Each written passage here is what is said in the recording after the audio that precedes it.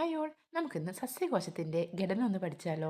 നമുക്കറിയാം, സസ്യകോശവും ജന്തുകോശവും തമ്മിൽ ഒരുപാട് സാമ്യതകളും കുറച്ച് ഡിസിമിലാരിറ്റീസും ഉണ്ട്. നമുക്ക് നോക്കി നോക്കാം. സസ്യകോശത്തിൽ എന്തുണ്ട്?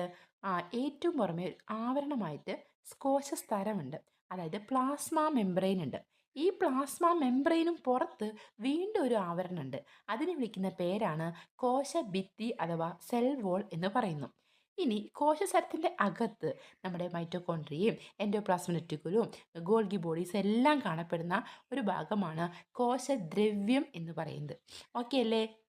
ഈ കോശദ്രവ്യം കഴിഞ്ഞാൽ പിന്നെ ഉള്ളതാണ് മൈറ്റോകോൺട്രിയ. ഒരു കോശത്തിൻ്റെ പവർ ഹൗസ് എന്നറിയപ്പെടുന്ന മൈറ്റോകോൺട്രിയ ഉണ്ട്. പിന്നെ കോശത്തിൻ്റെ പാത എന്നറിയപ്പെടുന്ന അല്ലെങ്കിൽ സംവഹന പാത എന്നറിയപ്പെടുന്ന എൻഡോപ്ലാസ്മിക് റെറ്റിക്കുലം ഉണ്ട്.